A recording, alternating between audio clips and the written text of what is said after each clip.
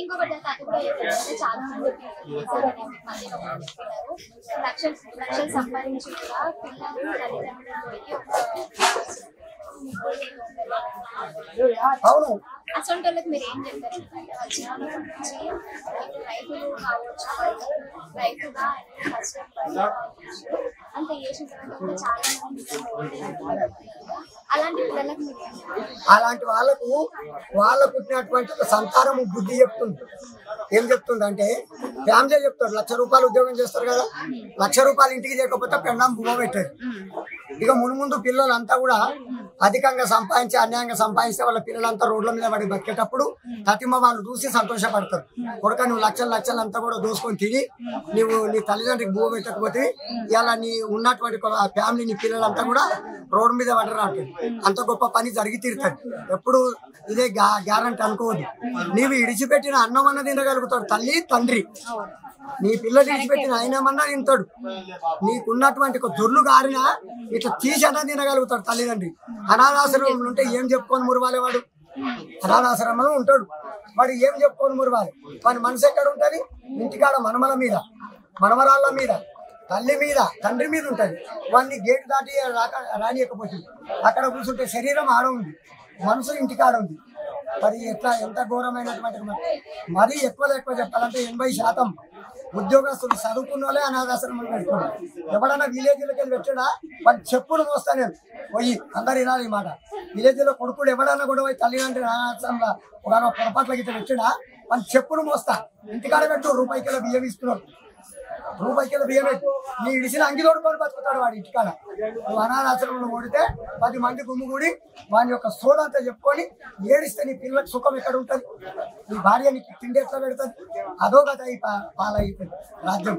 కాబట్టి ఎవడన్నా బుద్ధున్న కొడుకులు ఈ ఉన్నటువంటి ఒక తెలంగాణలో ఫస్ట్ సారి చేస్తున్నాడు. ఉద్యోగం చేస్తున్నాడు, వ్యవసాయం చేస్తున్నాడు, ఎవడైనా సరే ఇంటికాడ ఉంచుకొని ఇంత భోజనం పెట్టి నీ లిఫ్ట్ ఎక్కడకపోతే చిన్న ఒక 4 రేకుల రూమ్ వేసి అక్కడికి పచ్చడి అన్నం పంపి, నీకు ఇష్టం లేకపోతే తాగినటువంటి ఒక ఛాయలో నీళ్లు పోసి ఎచ్చడి చేసి నీ తండ్రి సుఖపడతాడు, తాగుతాడు.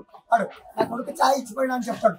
నువ్వు వచ్చి బూట్లు వేసుకొని సడగని ఇంట్లోకి పోయి ఫ్యాన్ వేసుకొని కాలు చేతులు కడిగి నీ భార్య ఇచ్చినటువంటి ఒక ఛాయ్ తాగినాక పోయేటప్పుడు నాన్న అంటే వాళ్ళు తృప్తి అవుతుందా? నాకన్నా ఎక్కువ కలుగుంటాను రా అంటాడు. అప్పుడు వాడు ఈ సంతానం ఎట్లా పెరుగుతుంది? డబ్బు తీసుకోపోతావా నువ్వు? వికారుగాడైనా కోటీశ్వరుడైనా కాటిపాలు కావాల్సిందే కానీ 10 బిల్డింగ్ ఒక బిల్డింగ్ ఇట్లా పెడతారామని. మట్టి పాలు ఈ దేహం మనిషిని బ్రహ్మయ్య మట్టితో చేసినయ్యా ఆడించుతున్నాడు బొమ్మలాట. ఎవరన్నా అనాథాశ్రమంలో పెట్టినటువంటి వాళ్ళు గుర్తుంటే ఇంటికి తెచ్చుకొని నడుపుడు కొడక. ఈ మాట గట్టిగా చెప్తున్నాను. కూడా ఎవడన్నా పొరపాట్లు ఇప్పటికైనా సరి అయిందనుకో, నీ పెళ్ళాం నీ పిల్లలు పెట్టకపోతే 4 రేకులు వేసి ఇంటికాడ పెట్టి నీ విడిచిపెట్టి 4 పచ్చడి అన్నం పెట్టుకుంటావో నీకు సుఖశాంతులు ఉంటాయి, ఆలోచన చేస్తాడు. లేకపోతే అనార్థంగా యాక్సిడెంట్ అయ్యి, కార్ యాక్సిడెంట్ అయ్యి, ట్రైన్ యాక్సిడెంట్ అయ్యి రకరకాల చచ్చిపోతారు. ఎవ్వడు కూడా తల్లిదండ్రులకి అన్నం పెట్టినోడు ఉండదు అసలు తెలంగాణలో. అన్నం పెట్టి బతికేయాలి నా ఆకాంక్ష.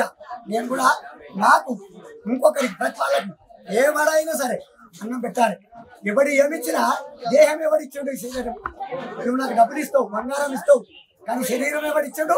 తల్లి 9 నెలలు మోసి రకరకాల నీకు సేవ చేస్తే ఉండబోయి తల్లిని అనాథాశ్రమంలో ఉంచుతావా?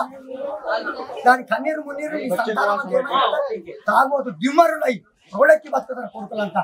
నీ డబ్బు శాశ్వతం కాదు. నీ బిల్డింగ్ 200 ఏళ్ళ నాటి కూలిపోతారు అవసరం పడిపోతే. అది పొరపాటు అయిన మాట.